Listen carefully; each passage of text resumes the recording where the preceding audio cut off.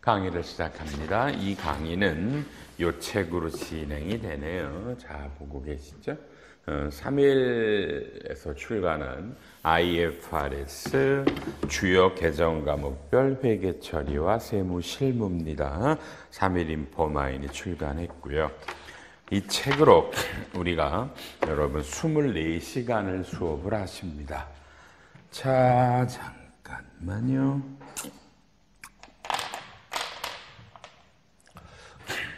자, 쓰는 게 아닙니다. 칠판 왼쪽으로 한번 제가 설명을 하죠.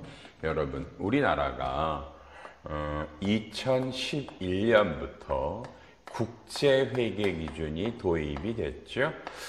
반대되는 회계 기준은 일반 기업회계 기준입니다. 2011년에 이 두 개 회계 기준이 도입이 돼서 현재 올해 벌써 15년이 경과됐어요. 15년이 됐는데, 자, 잘 아시지만 여기는 상장법인이 하고 여기는 비상장이 하죠. 그런데 비상장 중에 IFRS를 하기를 원하시는 분들은 국제회계 기준을 할 수 있습니다. 자, 상장은 코스피, 코스닥을 말하기 때문에 한 2,000개가 조금 넘고요. 비상장 중에 원해서 하시는 분들도 꽤 몇천 개 된다고 봐서 우리나라에는 제 생각엔 한 4에서 5천 개 정도, 이 정도 기업들이 국제회계 기준을 하고요.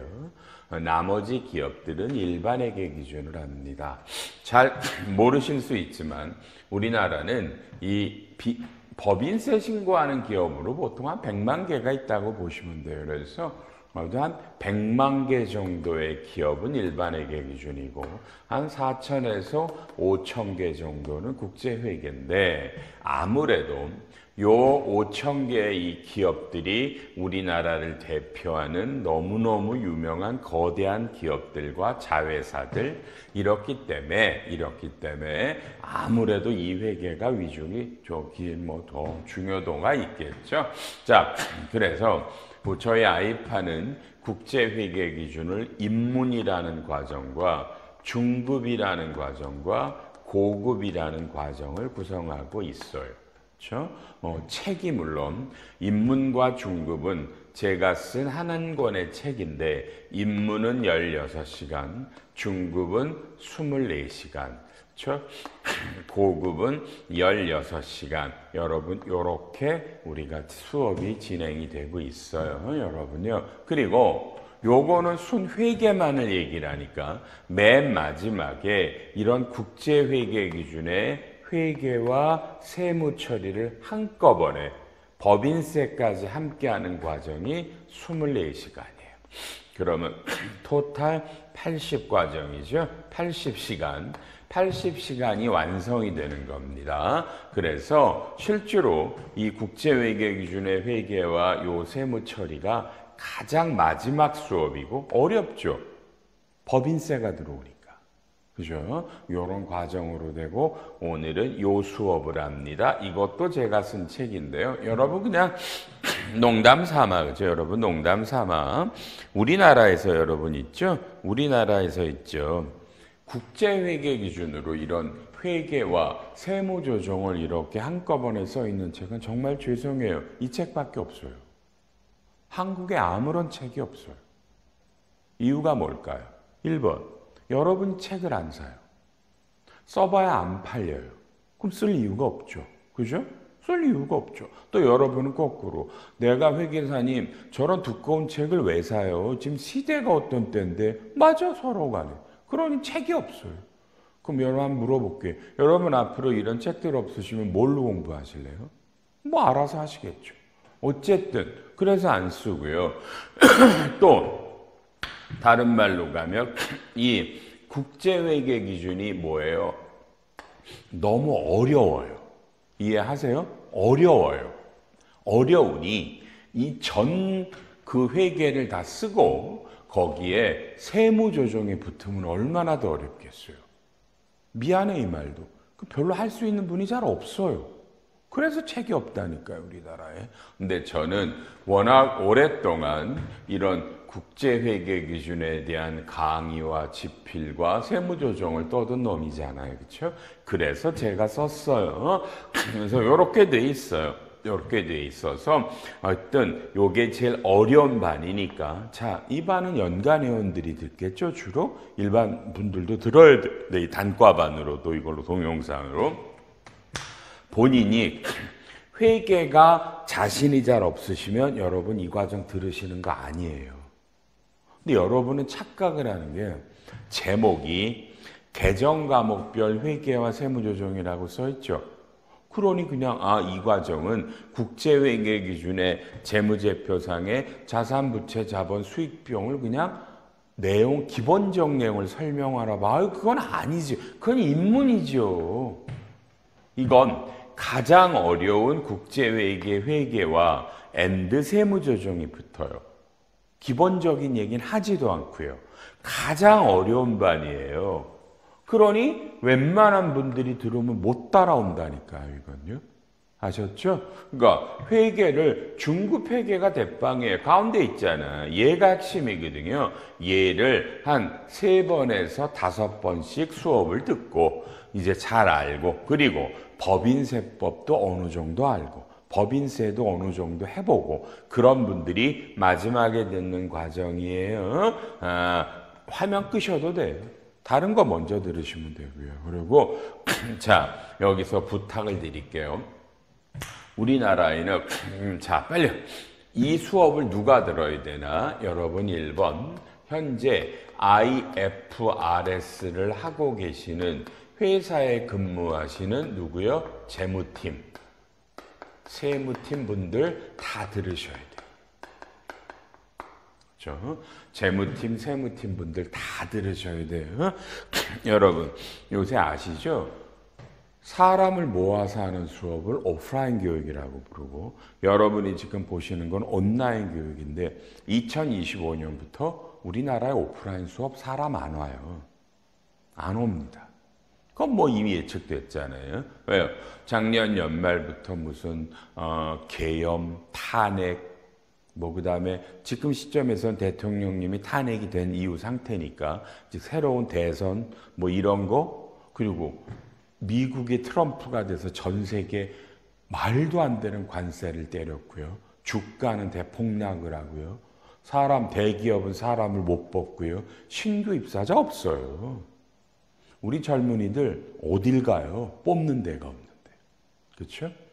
젊은이들 다 좌절하고 결혼 안 하고 애도 안 낳고 집에 문 걸어 잠고 있고 방 그죠? 그 현실이에요. 누구를 탓하거나 할 수 있는 입장이 못 돼요. 기업이 어려워요. 그러니 제가 옛날에 제가 올해부터 그 학원에 가지도 않지만 그죠? 그 학원은요. 이걸 21시간 하고도 60몇만 원을 받아요. 21시간을 하고도 60몇만 원. 그죠? 사람이 꽤 와요. 그 학원은 대기업에서 뭐 연결돼서 하니까. 근데 오면 사람들이 수업을 안 들어. 칠판을 안 봐. 저렇게 창문 이렇게 받아보고. 그래서 왜 공부를 안 해요? 그러면 모르겠대요. 내용이 어려워서. 자기는 기본적인 개정 과목을 설명하는 줄 알았대. 아니잖아. 이게 어려운 거예요. 근데 온라인 교육은요. 집에서 천천히 여유롭게 들으면 되죠. 편안한 마음으로 화면 틀고 껐다가 당연한 거예요. 코로나 시대를 겪고 나서 젊은이들이 왜 여기 와서 수업을 들어요? 맨날 독감에 뭐에 아직도 코로나도 있고 하죠. 그죠? 그래서 이제 오프라인 교육은 없어지는 거예요. 그러니까 이런 저희 아이파는 온라인 전문 학원입니다. 그렇기 때문에 이 모든 강의를 이렇게 지금 온라인으로 녹화해서 드립니다. 그러니 제발 부탁합니다. 이거를 국제회계 기준에 다니시는 재무팀이나 세무팀 분들은 반드시 이 수업을 듣게 좀 얘기해 주세요. 연간 안 끌어도 이 과정만큼은 들어라. 둘째, 회계사 세무사님들. 회계사 세무사님들, 국제회계가 어렵죠. 그러니까 회계도 어렵고 세무조정 어려워. 그러니까 이분들은 세법 때문에 국제회계 기준을 하는 분 회사에 대한 세무조정을 배우셔야죠. 이 과정 아니면 어디 가서 배워요? 그죠? 세무조정을 꼭 너무나 많은 회계사 세무사님들이 들었으면 좋겠고요. 이분들만 들으시면 안 되죠. 이분들과 함께 일하는 사무소의 여러 가지 직원들, 여기에는 우리가 흔히 말하는 말로 가면 뭐 사무장님, 팀장님, 뭐 과장님, 차장님, 대리님 이런 분들도 들어야 돼요. 이런 분들이 이 수업을 너무 많이 듣기를 바랄게요. 그리고요, 와, 저희가 정말 올해 깜짝 놀란 건 한 달쯤 전에 개정세법을 강의를 했거든요. 개정세법도 사람이 안 와요. 개정세법도 사람이 안 와요. 수업 무료인데 안 와요. 저희만 안 오는 줄 알았다. 40년 이런 교육사업을 영위한 다른 회사에서도요. 거기도 10명도 안 왔어요. 이게 현실이라는 거예요. 버티셔야 되겠죠? 그죠? 어떻게 버틸까는 참 어렵네요, 지금요. 그러니까 공부들을 하셔서 요런 분들이 꼭 4번 안 썼구나. 회계사님. 네, 저는 지금 일반 회계 기준에 다니지만 언젠가는 IFRS를 하는 회사로 옮겨갈 거예요. 그러신 분 무조건 들으셔야죠. 국제회계 기준 이런 큰 기업으로 재무팀으로 옮겨가실 분들은 무조건 들으셔야죠. 이런 분들이 수업을 들으셔라는 얘기입니다. 이해하셨죠?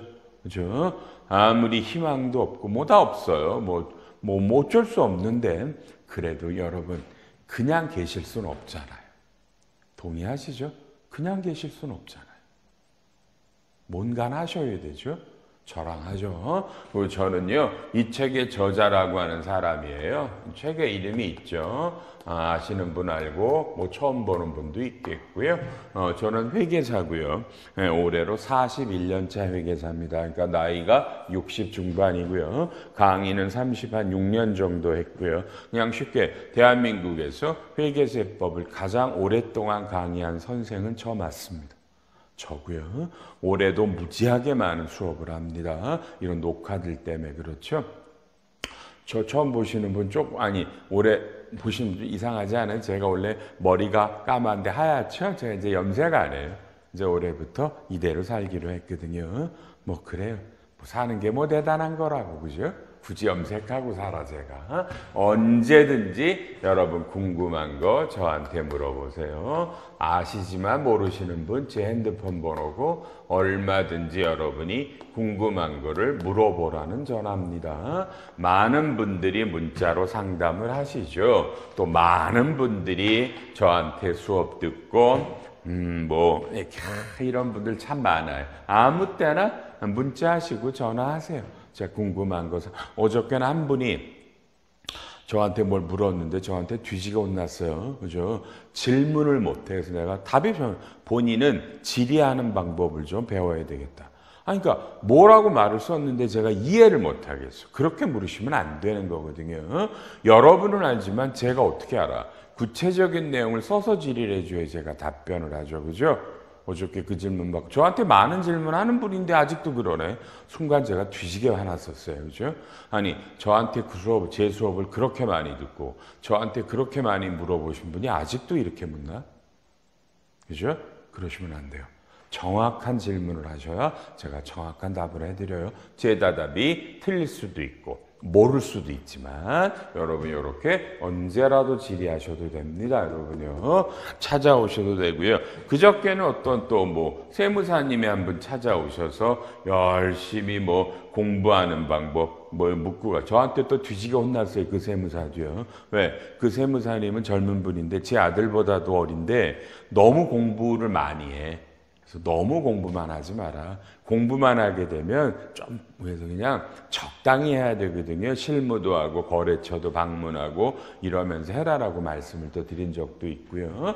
여러분 언제든지 물어보셔도 된다. 자, 이제 우리는 이 과정은 24시간 동안 그 어려운 국제회계 기준의 개정 과목의 중요한 회계 처리와 세무조정으로 강의를 하겠습니다. 24시간 수업입니다. 열심히 들으시고요. 거예요. 열심히 들으시고요. 자, 이제 19페이지부터 하겠습니다. 19페이지를 피시고요.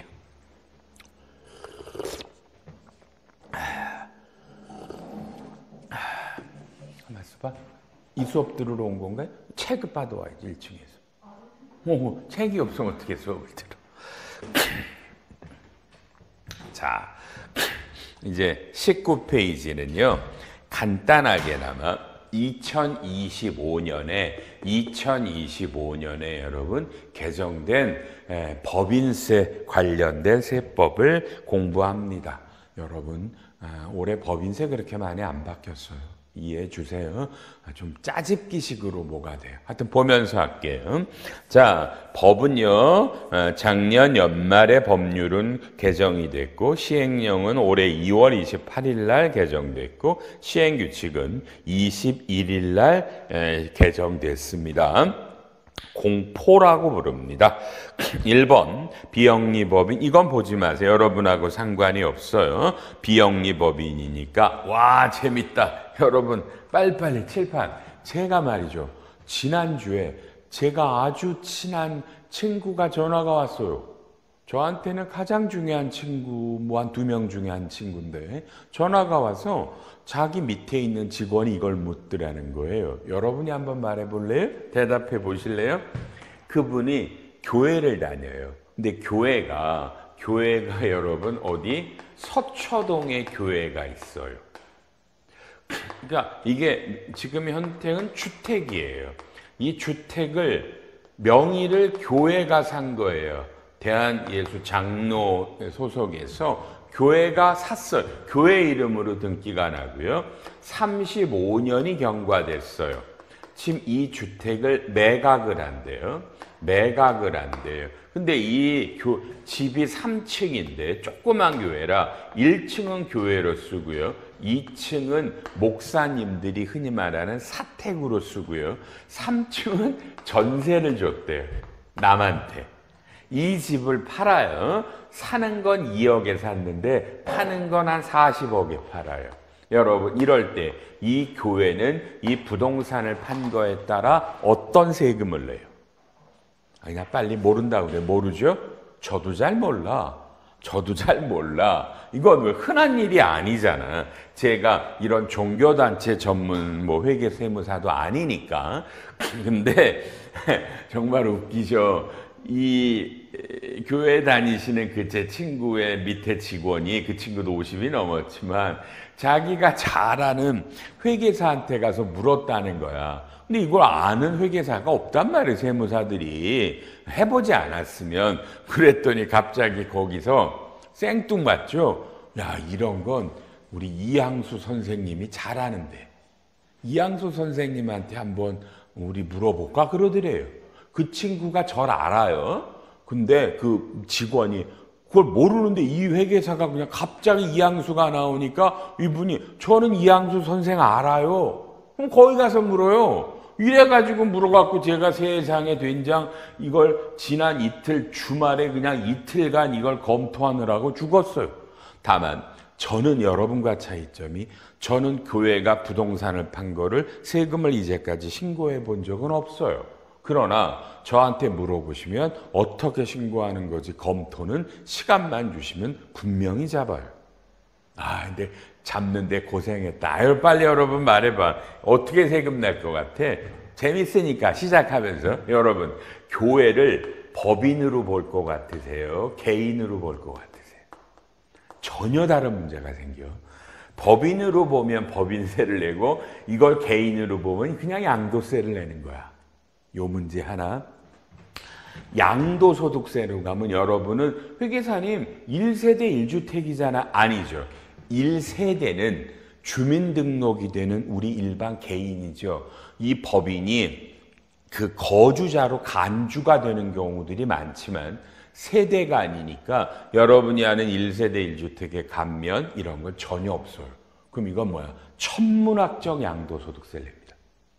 어마무시한 양도소득세를 해요. 그래서 무조건 법인으로 가야 되고요. 그럼 법인으로 어떻게 법인과 개인을 가르느냐 이거부터 하고 그다음에 법인으로 가면 좋은 게 뭐냐면 이게 법인이면 이 법인은 비영리 법인이에요. 여기 지금 나오잖아. 2번이. 비영리 법인이 유형자산을 팔았잖아. 그러면 왼쪽에도 보지만 오른쪽에도 똑같잖아. 고유 목적 사업에 사용한 거는요, 세금이 없어요. 근데 봐요, 칠판. 여기서 3층짜리 빌딩을 1층은 교회와 2층은 목사님들 사택으로 썼으니까 이 전체 양도가 중에 안분해서 2층에 해당하는 건 법인세 중에 비과세고 요 전세 준 것만 수익 사업으로 법인세 내니까 압도적으로 싸요, 법인세가. 근데, 그죠? 근데 알아나 또. 근데 여기서 문제가 이 취득가액이 말로만 그러지 입증이 안 돼요. 계약서가 없어. 그럼 환산해? 근데 법인세법에는 취득가액을 모를 때 환산한다라는 규정이 없어요. 근데 법인세법에는 잘 들어. 그냥 재밌잖아, 지금. 이런 비영리 법인이 부동산을 팔면 이렇게 법인세로 내는데 혹시 법인세가 어려우면 그냥 양도소득세로 내도 된다. 그러면 법인이지만 양도세로 내면 또 수십억의 세금이 나와. 법인으로 가야 되는데 이게 취득가액을 몰라. 이걸 환산해 말어. 이런 걸 다 검토해서 제가 타이핑을 해서 이제 곧 드려요. 그리고 이걸 확인하는 절차가 많다. 그렇죠? 잘못하면 세금이 수십억이 나온다. 그래서 저한테 맡겨도 되고 안 맡겨도 된다. 뭐 이러면서, 그죠? 이런 건 수임료가 비싸요. 검토할 게 많아서. 다만 모든 걸 타이핑해서 제가 안 해도 되니까 그걸 줄 거예요. 누구한테 가서라도 이걸 주면 여기 맡겨 검토하면 될 거다. 이게 제가 친구 때문에 해드리는 거죠. 이런 거야, 세법. 그죠? 제가 법인세 잘하는데 하필이면 이런 비영리 법인을 물어. 여러분도 알았죠? 다만 저는 재밌었어요. 공부했잖아. 돈 안 되면 어때? 다만 토요일, 일요일 하루 종일 이거 했네, 이틀간. 타이핑도 적고요. 알았죠? 세법은 이런 거예요. 모를 수도 있어요. 다만 검토하면 다 알 수 있어요. 아셨죠? 유권 해석 판례도 뒤지게가 받고요.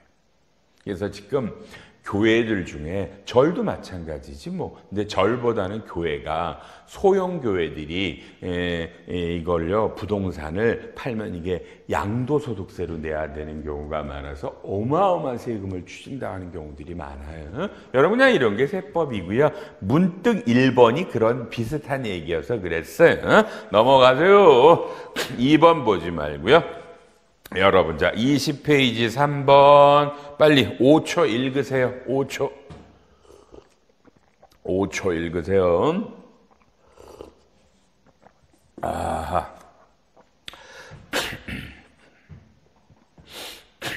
죽기죠. 여러분, 세금과 공가가 선금으로 불산입되는데 법의 문구가요. 어떤 법을 위반한 거에 대한 제재로서 부과된다라는 말을 그냥 위반을 이유로라는 이름으로 바꾼 거예요. 이거 이해하실 수 있겠어요? 자, 칠판 보세요. 이건 뭐냐면 지금 너무나 잘 아는 여러분, 장애인 고용 부담금이 있어요. 장애인을 고용하지 않으면 부담금을 내는 거거든요. 근데 이게 원래는 손금이었어요. 회사는 이걸 세금과 공과로 처리를 하는데 여러분 이게 원래는 손금이었는데 2018년부터 우리나라의 기획재정부가 유권해석으로 2018년부터 손금 불산입으로 해서 법이 아니라 유권해석으로. 잘 들어요. 이게 현재 2024년까지 계속 손금 불산입이었어요.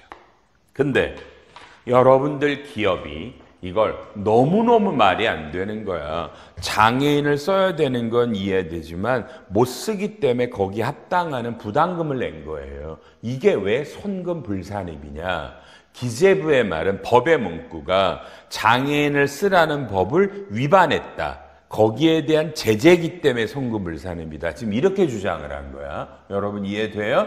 근데 기업이 이걸 여러분 소송을 했어요. 그래서 책에 다 있어요. 빨리요.